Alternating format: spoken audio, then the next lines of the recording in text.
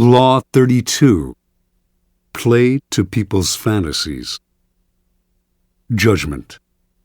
The truth is often avoided because it is ugly and unpleasant. Never appeal to truth and reality unless you are prepared for the anger that comes from disenchantment. Life is so harsh and distressing that people who can manufacture romance or conjure up fantasy are like oases in the desert. Everyone flocks to them. There is great power in tapping into the fantasies of the masses. Observance of the law. The city-state of Venice was prosperous for so long that its citizens felt their small republic had destiny on its side.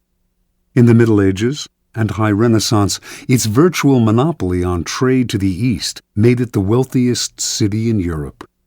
Under a beneficent republican government, Venetians enjoyed liberties that few other Italians had ever known. Yet, in the 16th century, their fortunes suddenly changed.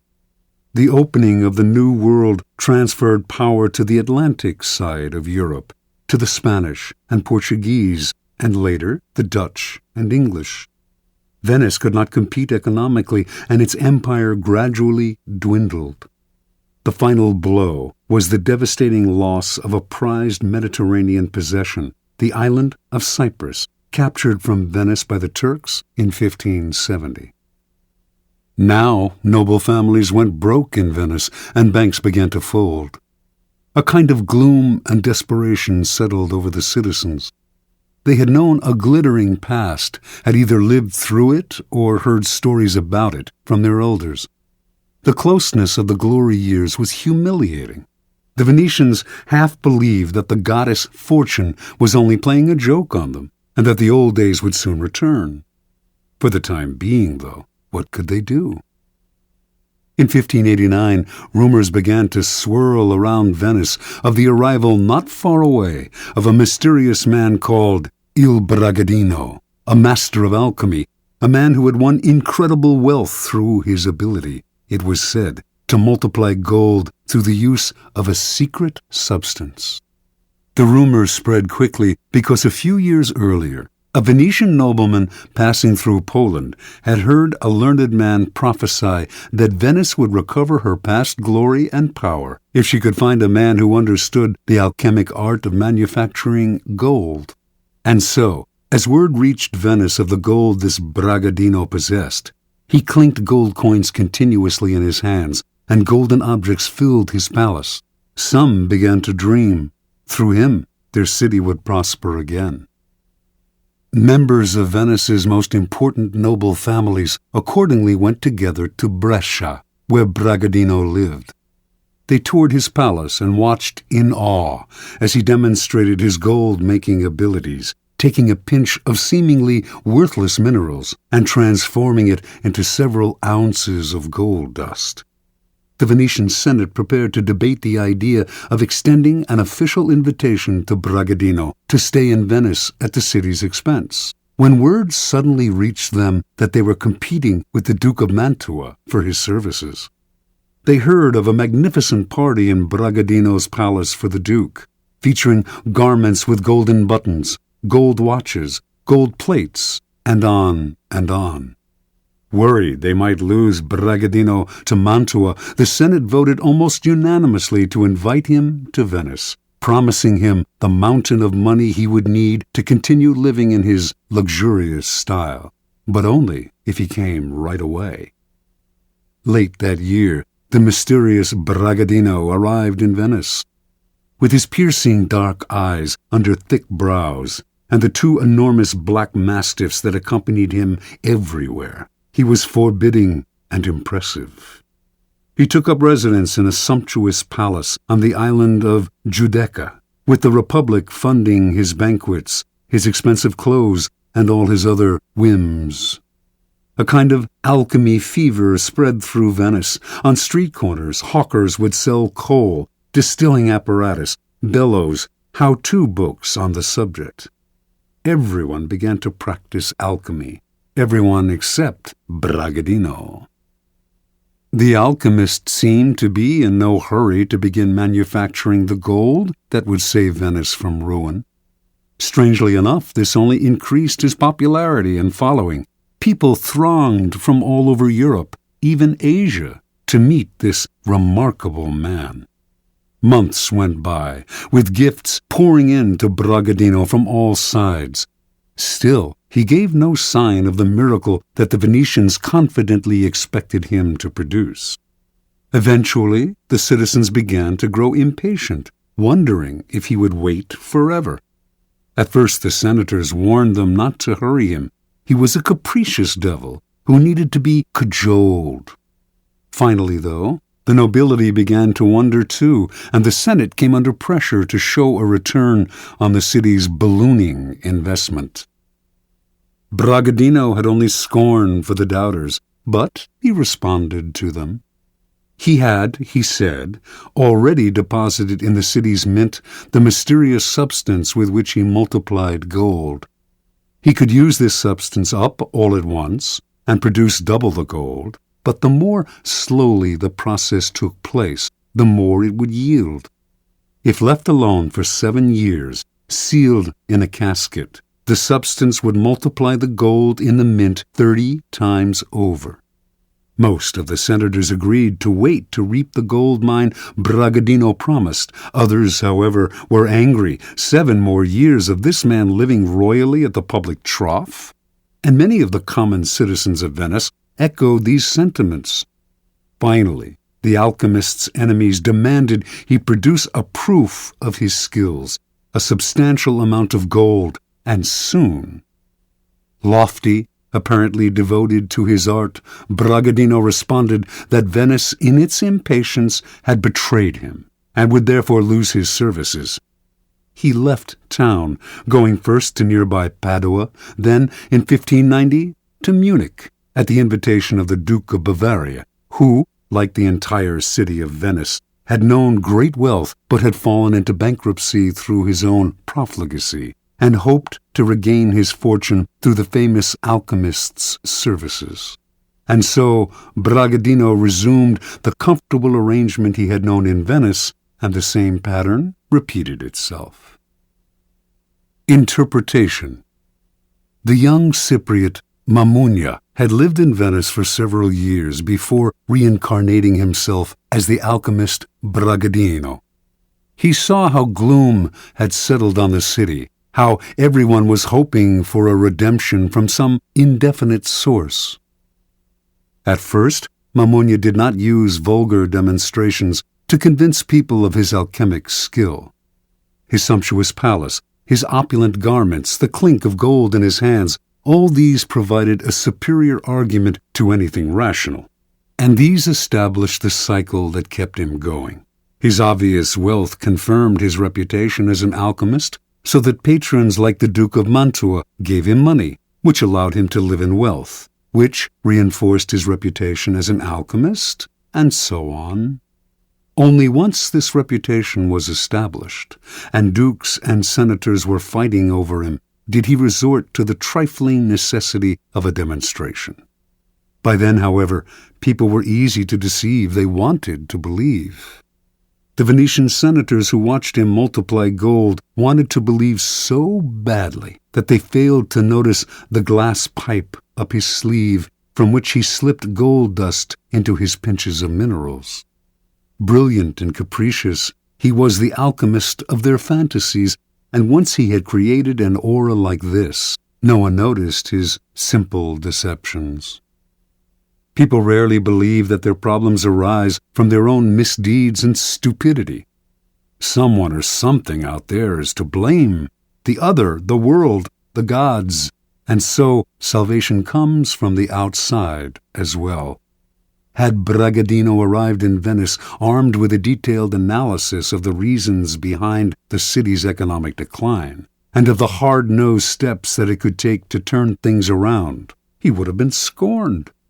The reality was too ugly, and the solution too painful, mostly the kind of hard work that the citizens' ancestors had mustered to create an empire.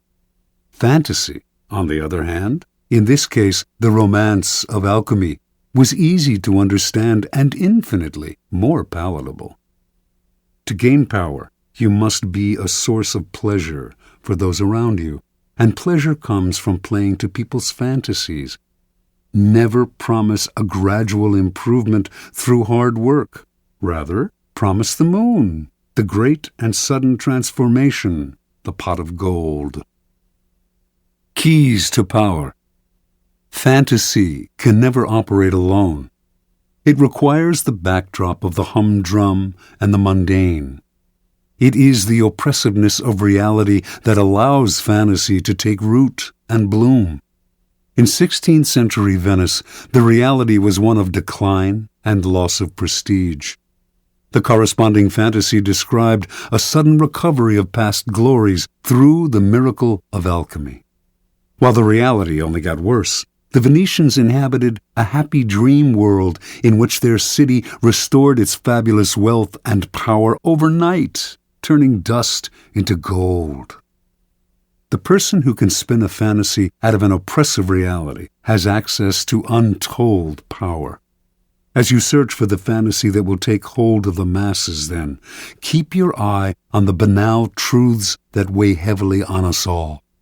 Never be distracted by people's glamorous portraits of themselves and their lives. Search and dig for what really imprisons them.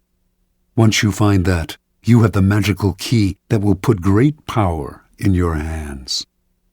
Remember, the key to fantasy is distance. The distant has allure and promise, seems simple and problem-free. What are you offering, then, should be ungraspable. Never let it become oppressively familiar. It is the mirage in the distance, withdrawing as the sucker approaches.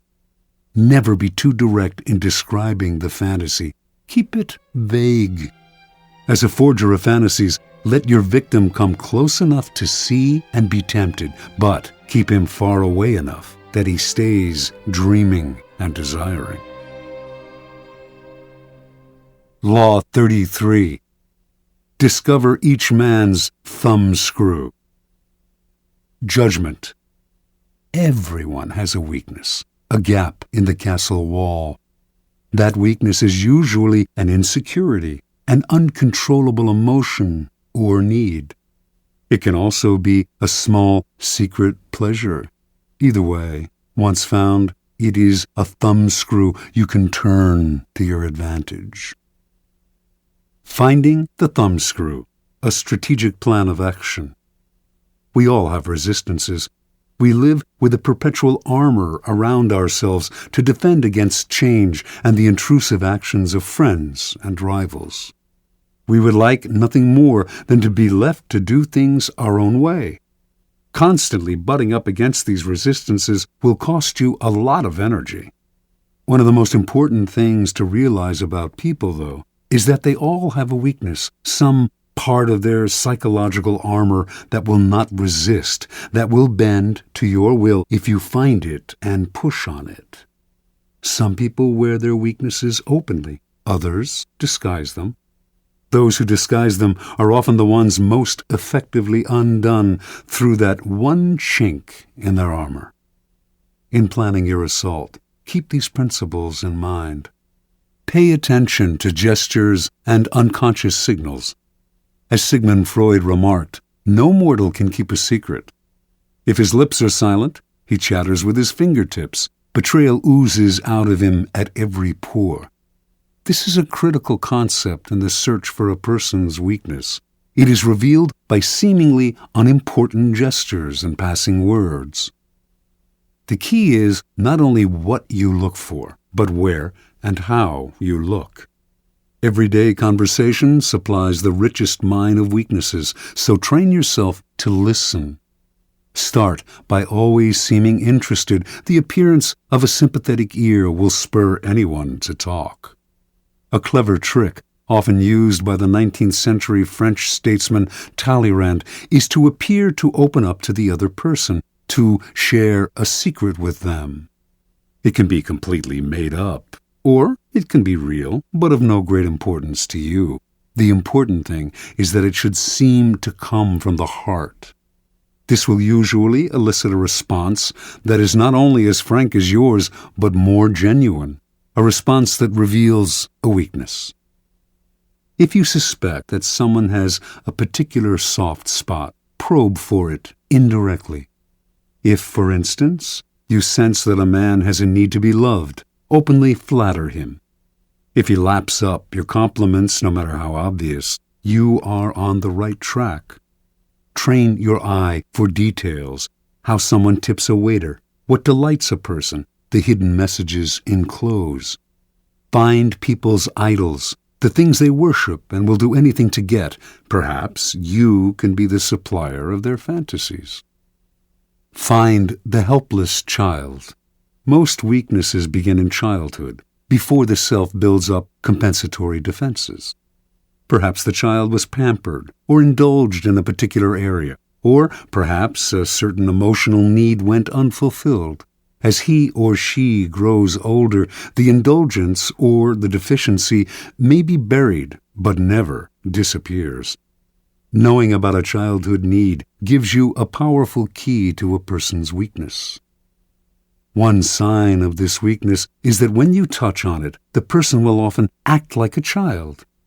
Be on the lookout, then, for any behavior that should have been outgrown. If your victims or rivals went without something important, such as parental support when they were children, supply it, or its facsimile. If they reveal a secret taste, a hidden indulgence, indulge it. In either case, they will be unable to resist you. Look for contrasts. An overt trait often conceals its opposite. People who thump their chests are often big cowards. A prudish exterior may hide a lascivious soul. The uptight are often screaming for adventure. The shy are dying for attention. By probing beyond appearances, you will often find people's weaknesses in the opposite of the qualities they reveal to you. Find the weak link. Sometimes in your search for weaknesses, it is not what, but who that matters. In today's versions of the court, there is often someone behind the scenes who has a great deal of power, a tremendous influence over the person superficially on top.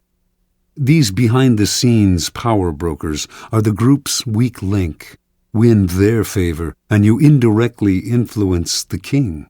Alternatively, even in a group of people acting with the appearance of one will, as when a group under attack closes ranks to resist an outsider, there is always a weak link in the chain. Find the one person who will bend under pressure. Fill the void. The two main emotional voids to fill are insecurity and unhappiness. The insecure are suckers for any kind of social validation. As for the chronically unhappy, look for the roots of their unhappiness. The insecure and the unhappy are the people least able to disguise their weaknesses. The ability to fill their emotional voids is a great source of power and an indefinitely prolongable one. Feed on uncontrollable emotions. The uncontrollable emotion can be a paranoid fear, a fear disproportionate to the situation, or any base motive such as lust, greed, vanity, or hatred. People in the grip of these emotions often cannot control themselves, and you can do the controlling for them. Observance of the law. Arabella Huntington, wife of the great late 19th century railroad magnate Collis P. Huntington, came from humble origins and always struggled for social recognition among her wealthy peers. When she gave a party in her San Francisco mansion, few of the social elite would show up. Most of them took her for a gold digger, not their kind. Because of her husband's fabulous wealth, art dealers courted her, but with such condescension, they obviously saw her as an upstart. Only one man of consequence treated her differently, the dealer Joseph Duveen. For the first few years of Duveen's relationship with Arabella, he made no effort to sell expensive art to her. Instead, he accompanied her to fine stores, chatted endlessly about queens and princesses he knew, on and on. At last, she thought, a man who treated her as an equal, even a superior, in high society. Meanwhile, if Duveen did not try to sell art to her, he did subtly educate her in his aesthetic ideas, namely, that the best art was the most expensive art. And after Arabella had soaked up his way of seeing things, Duveen would act as if she always had exquisite taste, even though before she met him her aesthetics had been abysmal. When Collis Huntington died in 1900, Arabella came into a fortune. She suddenly started to buy expensive paintings, by Rembrandt and Velázquez, for example, and only from Duveen. Years later, Duveen sold her Gainsborough's Blue Boy for the highest price ever paid for a work of art at the time, an astounding purchase for a family that previously had shown little interest in collecting. Interpretation.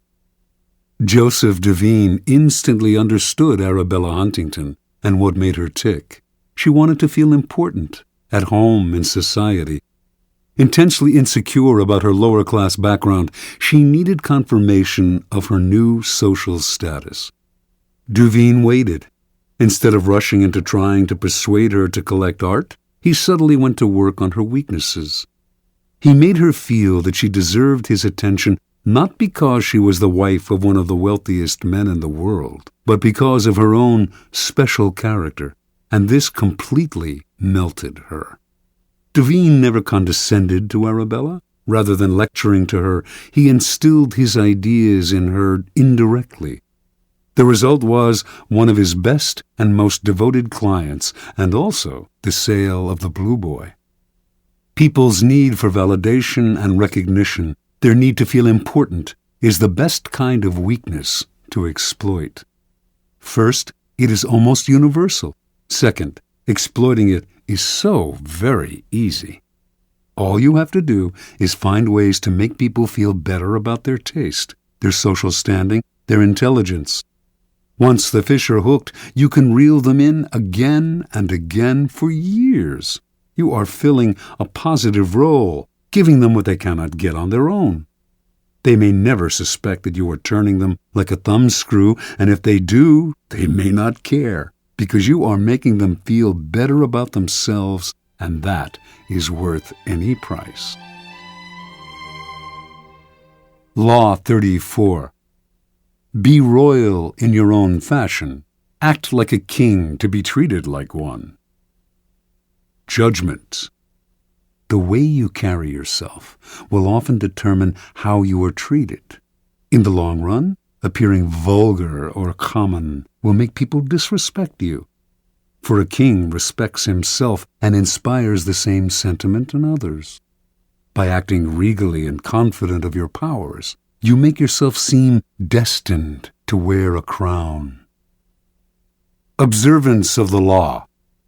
When Christopher Columbus was trying to find funding for his legendary voyages, many around him believed he came from the Italian aristocracy. This view was passed into history through a biography written after the explorer's death by his son, which describes him as a descendant of a Count Colombo of the castle of Cuccaro in Montferrat. Colombo, in turn, was said to be descended from the legendary Roman general Colonius, and two of his first cousins were supposedly direct descendants of an emperor of Constantinople. An illustrious background indeed. But it was nothing more than illustrious fantasy, for Columbus was actually the son of Domenico Colombo, a humble weaver who had opened a wine shop when Christopher was a young man, and who then made his living by selling cheese. Columbus himself had created the myth of his noble background, because from early on he felt that destiny had singled him out for great things, and that he had a kind of royalty in his blood. Accordingly, he acted as if he were indeed descended from noble stock. After an uneventful career as a merchant on a commercial vessel, Columbus, originally from Genoa, settled in Lisbon. Using the fabricated story of his noble background, he married into an established Lisbon family that had excellent connections with Portuguese royalty. Through his in-laws, Columbus finagled a meeting with the King of Portugal, João II, whom he petitioned to finance a westward voyage aimed at discovering a shorter route to Asia. In return for announcing that any discoveries he achieved would be made in the king's name, Columbus wanted a series of rights: the title Grand Admiral of the Ocean Sea, the office of Viceroy over any lands he found, and 10% of the future commerce with such lands. All of these were to be hereditary and for all time. Columbus made these demands even though he had previously been a mere merchant. He knew almost nothing about navigation. He could not work a quadrant, and he had never led a group of men. In short, he had absolutely no qualifications for the journey he proposed. Furthermore, his petition included no details as to how he would accomplish his plans, just vague promises. When Columbus finished his pitch, João II smiled. He politely declined the offer, but left the door open for the future.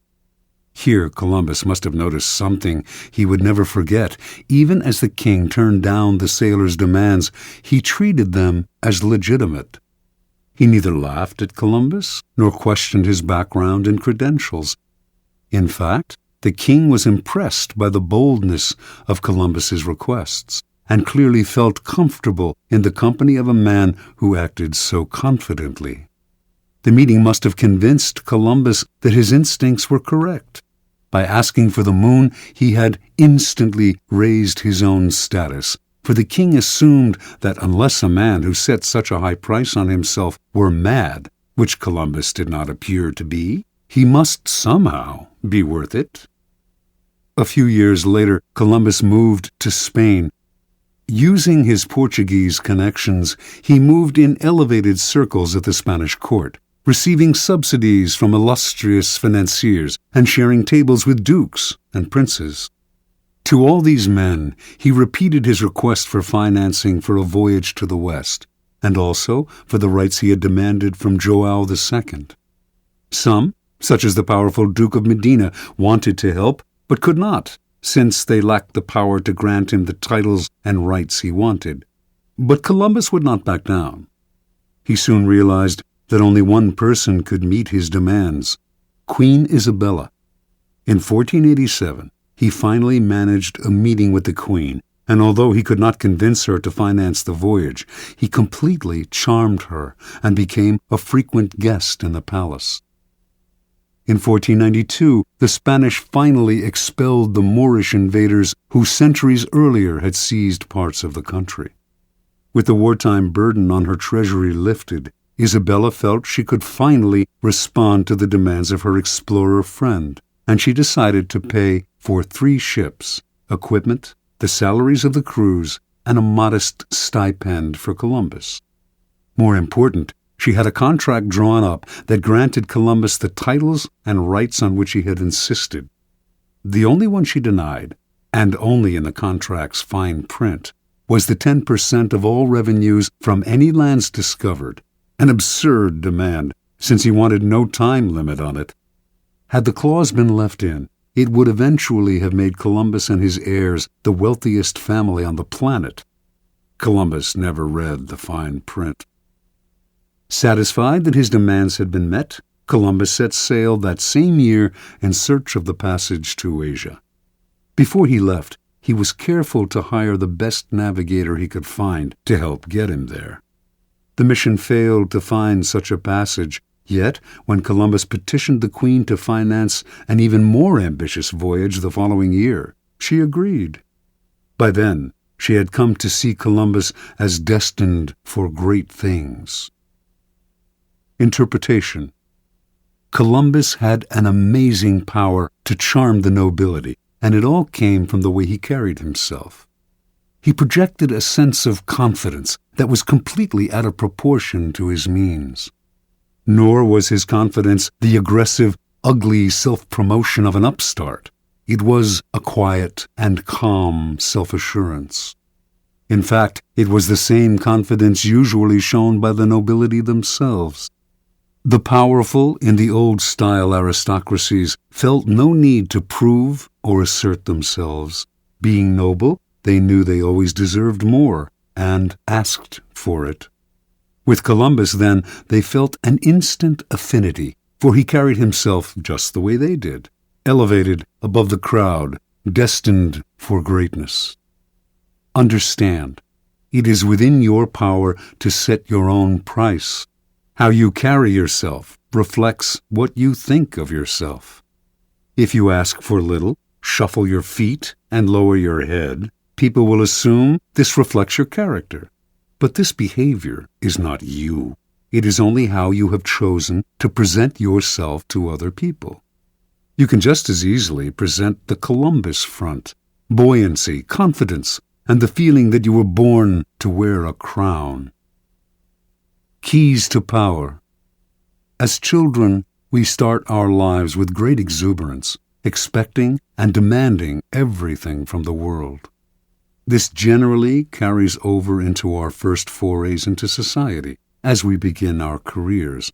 But as we grow older, the rebuffs and failures we experience set up boundaries that only get firmer with time. Coming to expect less from the world, we accept limitations that are really self-imposed. We start to bow and scrape and apologize for even the simplest of requests. The solution to such a shrinking of horizons is to deliberately force ourselves in the opposite direction, to downplay the failures and ignore the limitations, to make ourselves demand and expect as much as the child. To accomplish this, we must use a particular strategy upon ourselves. Call it the strategy of the crown. The strategy of the crown is based on a simple chain of cause and effect. If we believe we are destined for great things, our belief will radiate outward just as a crown creates an aura around a king. This outward radiance will infect the people around us, who will think we must have reasons to feel so confident. People who wear crowns seem to feel no inner sense of the limits to what they can ask for or what they can accomplish. This too radiates outward. Limits and boundaries disappear. Use the strategy of the crown, and you will be surprised how often it bears fruit. Take as an example those happy children who ask for whatever they want and get it. Their high expectations are their charm. Adults enjoy granting their wishes, just as Isabella enjoyed granting the wishes of Columbus. Law 35. Master the art of timing. Judgment. Never seem to be in a hurry. Hurrying betrays a lack of control over yourself and over time.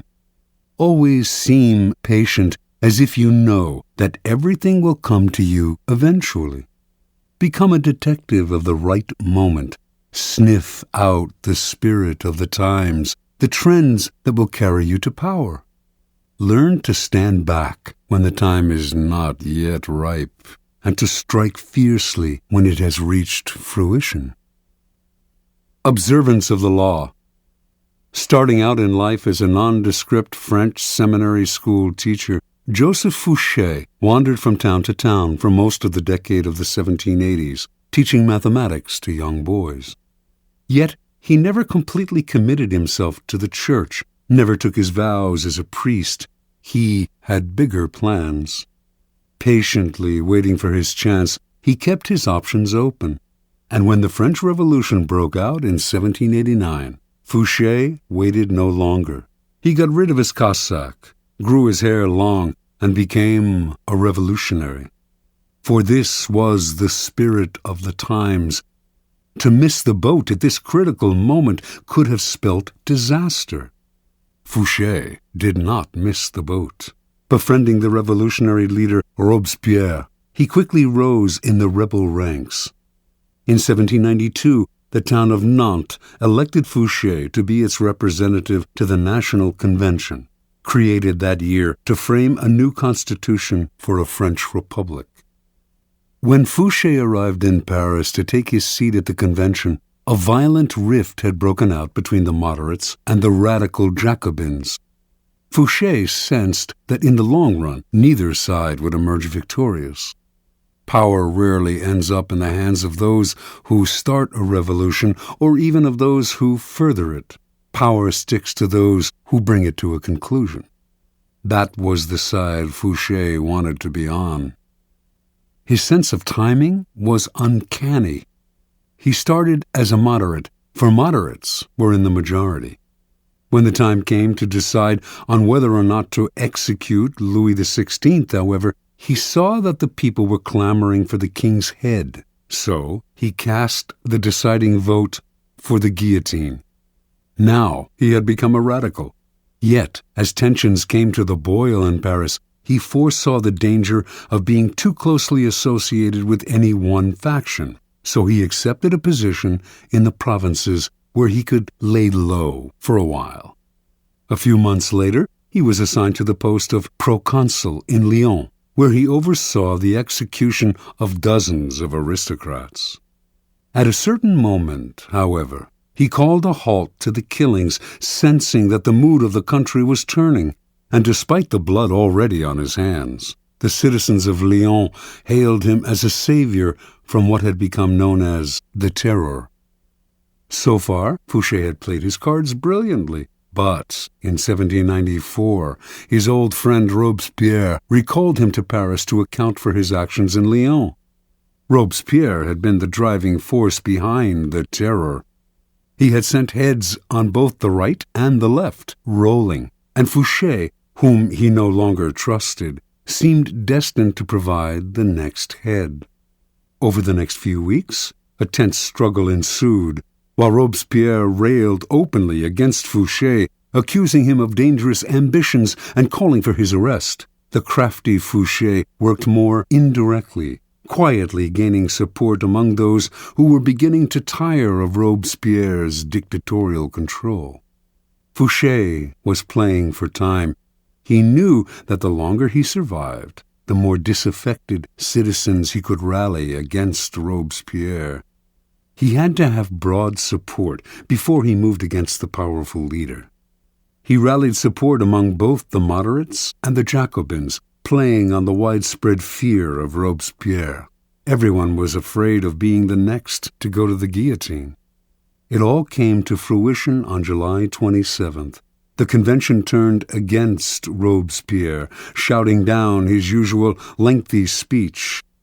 He was quickly arrested, and a few days later it was Robespierre's head, not Fouché's, that fell into the basket. When Fouché returned to the convention after Robespierre's death, he played his most unexpected move. Having led the conspiracy against Robespierre, he was expected to sit with the moderates, but, lo and behold, he once again changed sides, joining the radical Jacobins. For perhaps the first time in his life, he aligned himself with the minority. Clearly, he sensed a reaction stirring. He knew that the moderate faction that had executed Robespierre and was now about to take power would initiate a new round of the Terror, this time against the radicals. In siding with the Jacobins, then, Fouché was sitting with the martyrs of the days to come, the people who would be considered blameless in the troubles that were on their way. Taking sides with what was about to become the losing team was a risky gambit, of course, but Fouché must have calculated he could keep his head long enough to quietly stir up the populace against the moderates and watch them fall from power. And indeed, although the moderates did call for his arrest in December of 1795 and would have sent him to the guillotine, too much time had passed. The executions had become unpopular with the people, and Fouché survived the swing of the pendulum one more time. A new government took over, the Directoire. It was not, however, a Jacobin government, but a moderate one, more moderate than the government that had reimposed the Terror. Fouché, the radical, had kept his head, but now he had to keep a low profile. He waited patiently on the sidelines for several years, allowing time to soften any bitter feelings against him. Then he approached the Directoire and convinced them he had a new passion, intelligence gathering. He became a paid spy for the government, excelled at the job, and in 1799 was rewarded by being made Minister of Police. Now he was not just empowered, but required to extend his spying to every corner of France, a responsibility that would greatly reinforce his natural ability to sniff out where the wind was blowing. One of the first social trends he detected, in fact, came in the person of Napoleon, a brash young general whose destiny he right away saw was entwined with the future of France. When Napoleon unleashed a coup d'etat on November 9, 1799, Fouché pretended to be asleep. Indeed, he slept the whole day. For this indirect assistance, it might have been thought his job, after all, to prevent a military coup. Napoleon kept him on as Minister of Police in the new regime. Over the next few years, Napoleon came to rely on Fouché more and more. He even gave this former revolutionary a title, Duke of Otranto, and rewarded him with great wealth. By 1808, however, Fouché, always attuned to the times, sensed that Napoleon was on the downswing. His feudal war with Spain, a country that posed no threat to France, was a sign that he was losing a sense of proportion.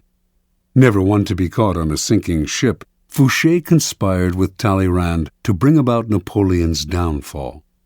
Although the conspiracy failed, Talleyrand was fired. Fouché stayed, but was kept on a tight leash. It publicized a growing discontent with the emperor, who seemed to be losing control. By 1814, Napoleon's power had crumbled, and Allied forces finally conquered him. The next government was a restoration of the monarchy in the form of King Louis XVIII, brother of Louis XVI. Fouché, his nose always sniffing the air for the next social shift, knew Louis would not last long. He had none of Napoleon's flair. Fouché once again played his waiting game, laying low, staying away from the spotlight. Sure enough, in February of 1815, Napoleon escaped from the island of Elba, where he had been imprisoned. Louis XVIII panicked. His policies had alienated the citizenry who were clamoring for Napoleon's return. So Louis turned to the one man who could maybe have saved his hide, Fouché, the former radical who had sent his brother Louis XVI to the guillotine, but was now one of the most popular and widely admired politicians in France. Fouché, however, would not side with a loser. He refused Louis's request for help by pretending that his help was unnecessary, by swearing that Napoleon would never return to power, although he knew otherwise. A short time later, of course, Napoleon and his new citizen army were closing in on Paris. Seeing his reign about to collapse, feeling that Fouché had betrayed him, and certain that he did not want this powerful and able man on Napoleon's team, King Louis ordered the minister's arrest and execution. On March 16, 1815, policemen surrounded Fouché's coach on a Paris boulevard. Was this finally his end? Perhaps, but not immediately. Fouché told the police that an ex-member of government could not be arrested on the street. They fell for the story and allowed him to return home. Later that day, though, they came to his house and once again declared him under arrest. Fouché nodded, but would the officers be so kind as allow a gentleman to wash and to change his clothes before leaving his house for the last time? They gave their permission. Fouché left the room, and the minutes went by. Fouché did not return. Finally, the policemen went into the next room, where they saw a ladder against an open window leading down to the garden below. That day and the next, the police combed Paris for Fouché, but by then Napoleon's cannons were audible in the distance, and the king and all the king's men had to flee the city. As soon as Napoleon entered Paris, Fouché came out of hiding. He had cheated the executioner once again. Napoleon greeted his former minister of police and gladly restored him to his old post. During the 100 days that Napoleon remained in power, until Waterloo, it was essentially Fouché who governed France. After Napoleon fell, Louis XVIII returned to the throne, and like a cat with 9 lives, Fouché stayed on to serve in yet another government. By then, his power and influence had grown so great that not even the king dared challenge him. Interpretation. In a period of unprecedented turmoil, Joseph Fouché thrived through his mastery of the art of timing. He teaches us a number of key lessons. First, it is critical to recognize the spirit of the times. Fouché always looked 2 steps ahead, found the wave that would carry him to power, and rode it. You must always work with the times, anticipate their twists and turns, and never miss the boat. Sometimes the spirit of the times is obscure. Recognize it not by what is loudest and most obvious in it, but by what lies hidden and dormant. Look forward to the Napoleons of the future rather than holding on to the ruins of the past. Second, recognizing the prevailing winds does not necessarily mean running with them. Any potent social movement creates a powerful reaction, and it is wise to anticipate what that reaction will be, as Fouché did after the execution of Robespierre. Rather than ride the cresting wave of the moment, wait for the tide's ebb to carry you back to power. Upon occasion, bet on the reaction that is brewing and place yourself in the vanguard of it. Finally, Fouché had remarkable patience. Without patience as your sword and shield, your timing will fail, and you will inevitably find yourself a loser. When the times were against Fouché, he did not struggle, get emotional, or strike out rashly. He kept his cool and maintained a low profile, patiently building support among the citizenry, the bulwark in his next rise to power.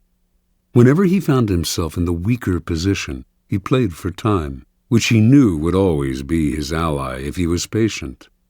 Recognize the moment then, to hide in the grass or slither under a rock, as well as the moment to bare your fangs and attack. Keys to power. There are 3 kinds of time for us to deal with. Each presents problems that can be solved with skill and patience. First, there is long time, the drawn-out, years-long kind of time that must be managed with patience and gentle guidance. Our handling of long time should be mostly defensive. This is the art of not reacting impulsively, of waiting for opportunity.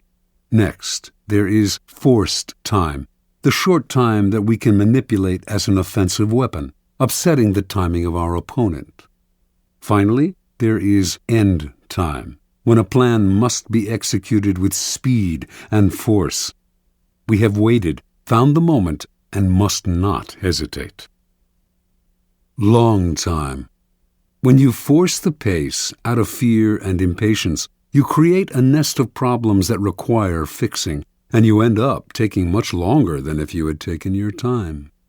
Hurriers may occasionally get there quicker, but papers fly everywhere, new dangers arise, and they find themselves in constant crisis mode, fixing the problems that they themselves have created. Sometimes, not acting in the face of danger is your best move. You wait. You deliberately slow down. As time passes, it will eventually present opportunities you had not imagined. Waiting involves controlling not only your own emotions, but those of your colleagues who, mistaking action for power, may try to push you into making rash moves. In your rivals, on the other hand, you can encourage this same mistake if you let them rush headlong into trouble while you stand back and wait. You will soon find ripe moments to intervene and pick up the pieces.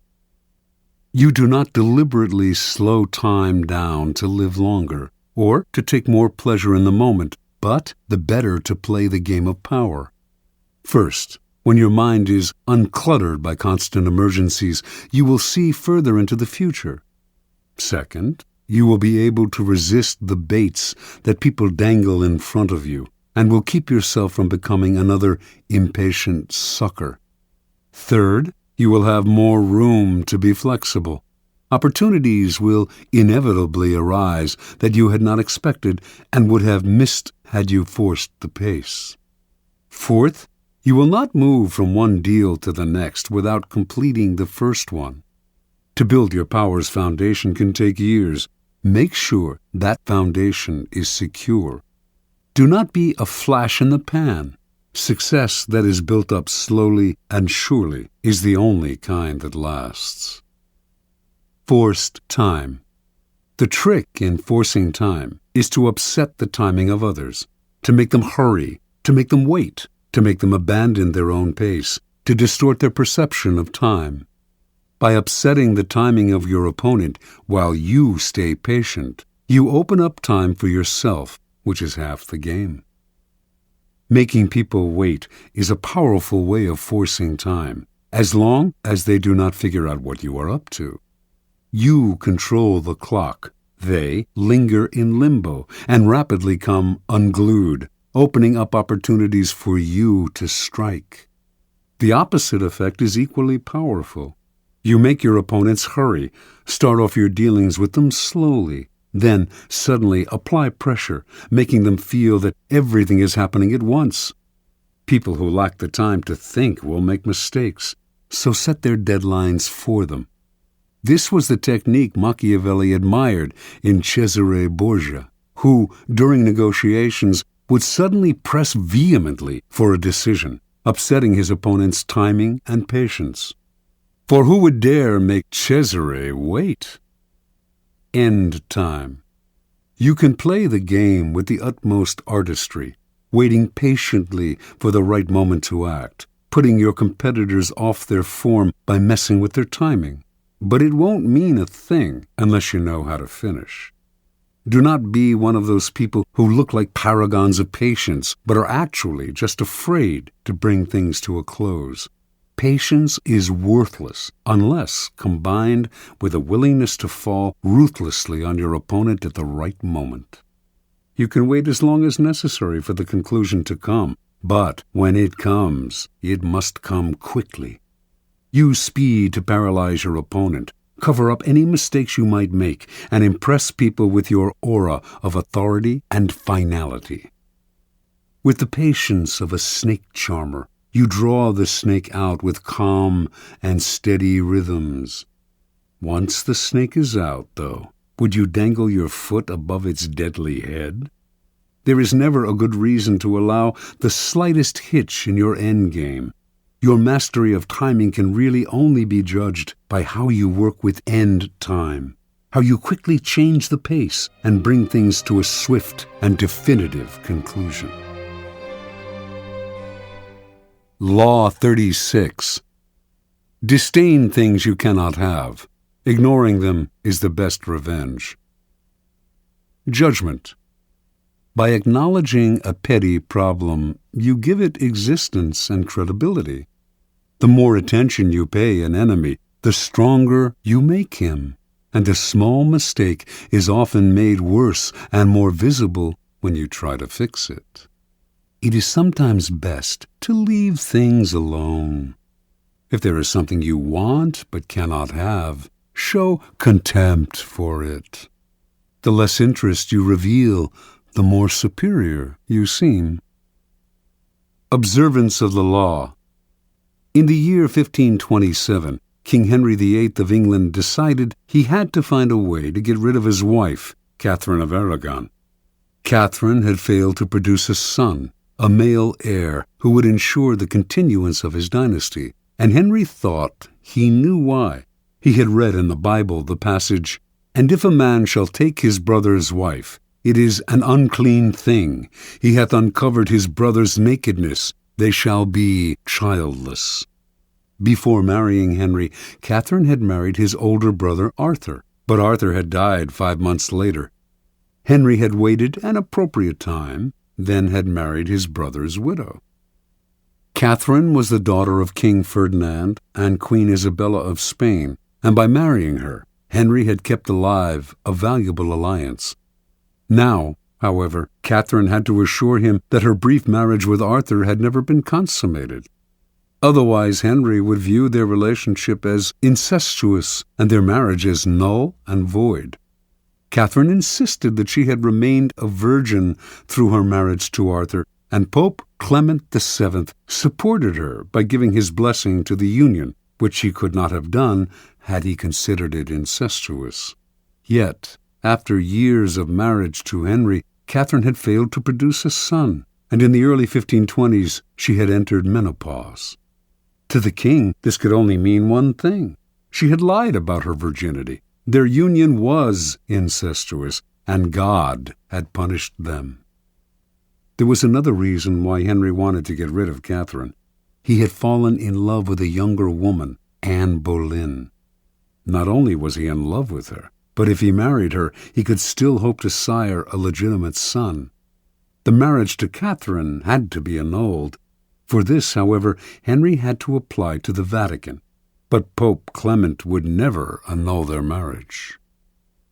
By the summer of 1527, rumors spread throughout Europe that Henry was about to attempt the impossible, to annul his marriage against Clement's wishes.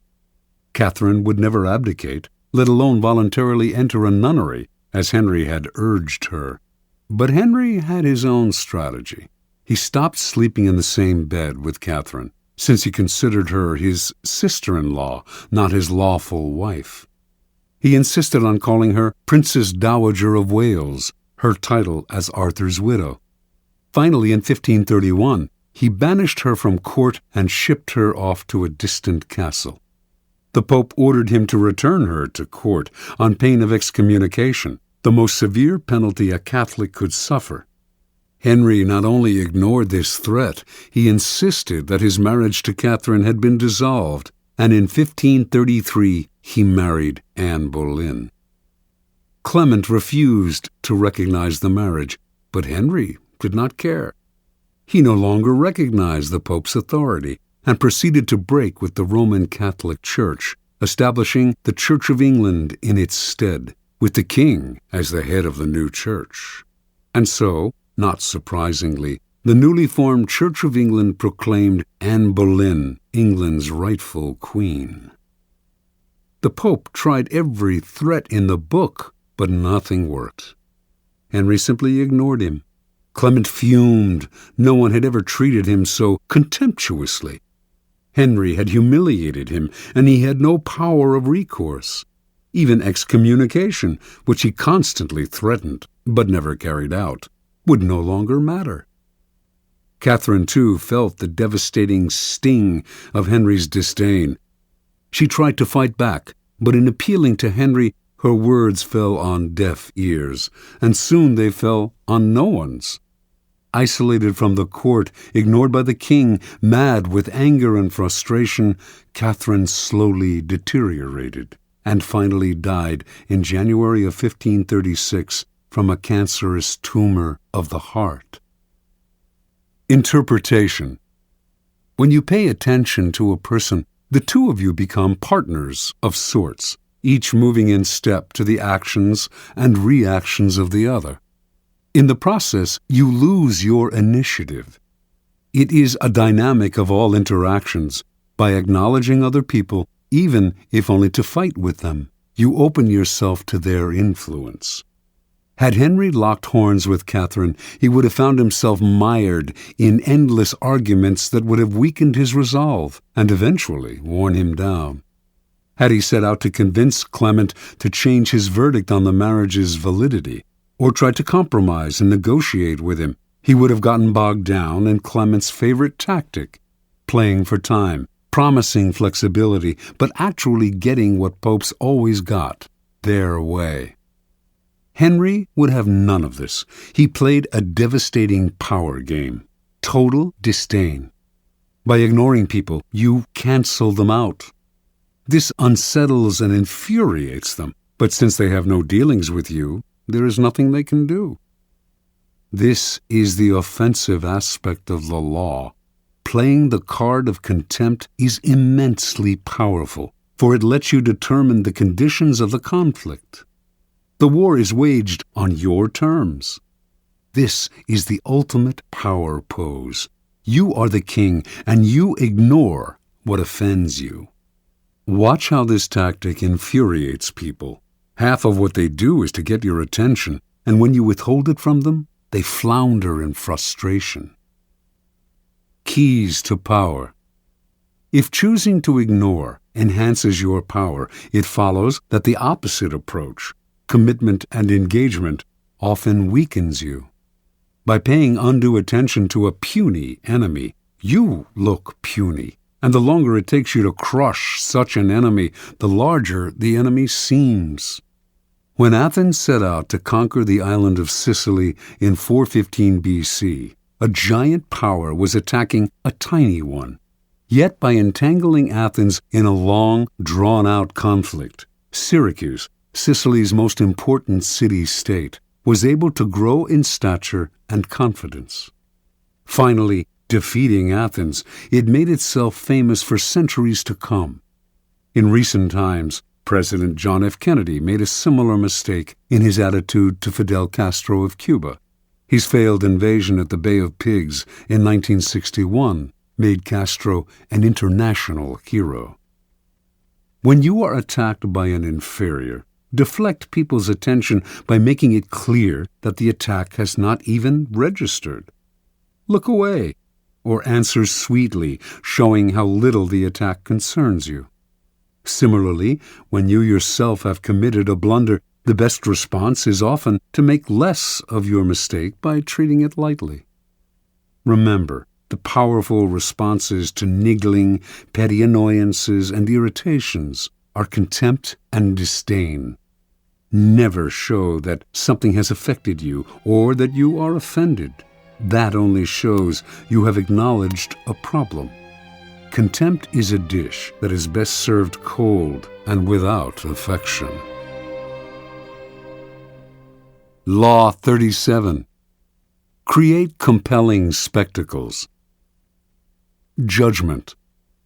Striking imagery and grand symbolic gestures create the aura of power.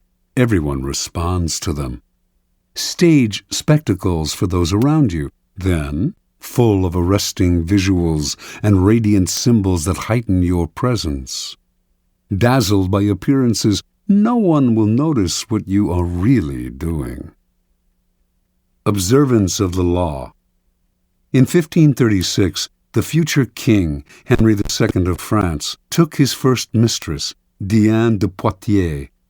Diane was 37 at the time, and was the widow of the Grand Seneschal of Normandy. Henry, meanwhile, was a sprightly lad of 17, who was just beginning to sow his wild oats.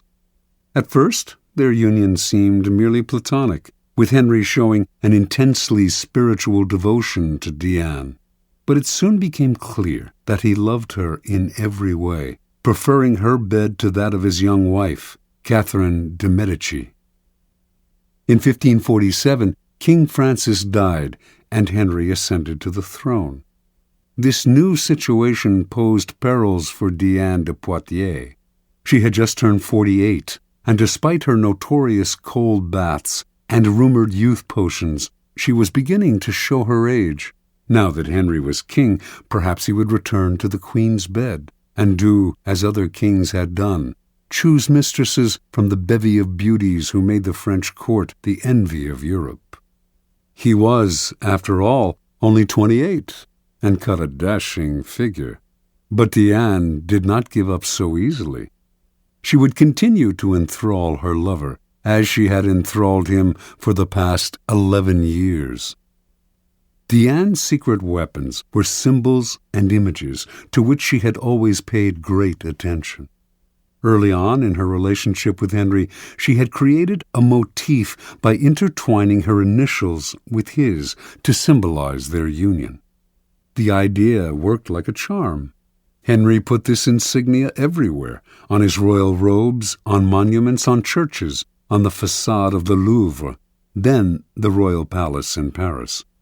Diane's favorite colors were black and white, which she wore exclusively, and wherever it was possible, the insignia appeared in these colors. Everyone recognized the symbol and its meaning. Soon after Henry took the throne, however, Diane went still further. She decided to identify herself with the Roman goddess Diana, her namesake. Diana was the goddess of the hunt, the traditional royal pastime, and the particular passion of Henry. Equally important, in Renaissance art, she symbolized chastity and purity. For a woman like Diane to identify herself with this goddess would instantly call up those images in the court, giving her an air of respectability. Symbolizing her chaste relationship with Henry, it would also set her apart from the adulterous liaisons of royal mistresses past. To effect this association, Diane began by completely transforming her castle at Aunay. She razed the building's structure and in its place erected a magnificent Doric-columned edifice modeled after a Roman temple. It was made in white Normandy stone, flecked with black silex, reproducing Diane's trademark colors of black and white. The insignia of her and Henry's initials appeared on the columns, the doors, the windows, the carpet. Meanwhile, symbols of Diana, crescent moons, stags, and hounds, adorned the gates and facade. Inside, enormous tapestries depicting episodes in the life of the goddess lay on the floors and hung on the walls. In the garden stood the famous Goujon sculpture Diane Chasseresse, which is now in the Louvre, and which had an uncanny resemblance to Diane de Poitiers. Paintings and other depictions of Diana appeared in every corner of the castle. Aunay overwhelmed Henry, who soon was trumpeting the image of Diane de Poitiers as a Roman goddess. In 1548, when the couple appeared together in Lyon for a royal celebration, the townspeople welcomed them with a tableau vivant depicting a scene with Diana the huntress. France's greatest poet of the period, Pierre de Ronsard, began to write verses in honor of Diana. Indeed, a kind of cult of Diana sprang up, all inspired by the king's mistress. It seemed to Henry that Diane had given herself a kind of divine aura, and as if he were destined to worship her for the rest of his life. And until his death in 1559, he did remain faithful to her, making her a duchess, giving her untold wealth, and displaying an almost religious devotion to his first and only mistress. Interpretation. Diane de Poitiers, a woman from a modest bourgeois background, managed to captivate Henry for over 20 years. By the time she died, she was well into her 60s, yet his passion for her only increased with the years. She knew the king well. He was not an intellectual, but a lover of the outdoors. He particularly loved jousting tournaments, with their bright pennants, brilliantly caparisoned horses, and beautifully dressed women. Henry's love of visual splendor seemed childlike to Diane, and she played on this weakness of his at every opportunity. Most astute of all was Diane's appropriation of the goddess Diana. Here she took the game beyond physical imagery into the realm of the psychic symbol. It was quite a feat to transform a king's mistress into an emblem of power and purity, but she managed it. Without the resonance of the goddess, Diane was merely an aging courtesan. With the imagery and symbolism of Diana on her shoulders, she seemed a mythic force destined for greatness. You, too, can play with images like these, weaving visual clues into an encompassing gestalt, as Diane did with her colors and her insignia. Establishing a trademark like these to set yourself apart. Then take the game further. Find an image or symbol from the past that will neatly fit your situation, and put it on your shoulders like a cape. It will make you seem larger than life. Keys to power. Words put you on the defensive. If you have to explain yourself, your power is already in question. The image, on the other hand, imposes itself as a given. It discourages questions, creates forceful associations, resists unintended interpretations, communicates instantly, and forges bonds that transcend social differences. Words stir up arguments and divisions. Images bring people together. They are the quintessential instruments of power. The symbol has the same force, whether it is visual or a verbal description of something visual. The symbol of the Sun King, as explained by Louis XIV, who is known by that epithet, can be read on many layers, but the beauty of it is that its associations required no explanation, spoke immediately to his subjects, distinguished him from all other kings, and conjured up a kind of majesty that went far beyond the words themselves. The symbol contains untold power. Things change in the game of symbols. It is probably no longer possible to pose as a Sun King or to wrap the mantle of Diana around you. Yet you can associate yourself with such symbols more indirectly. And, of course, you can make your own mythology out of figures from more recent history, people who are comfortably dead but still powerfully associative in the public eye. The idea is to give yourself an aura, a stature that your normal banal appearance simply will not create. By herself, Diane de Poitiers had no such radiant powers. She was as human and ordinary as most of us. But the symbol elevated her above the human lot and made her seem divine. Use the power of symbols as a way to rally, animate, and unite your troops or team. Always find a symbol to represent your cause. The more emotional associations, the better. The best way to use images and symbols is to organize them into a grand spectacle that awes people and distracts them from unpleasant realities.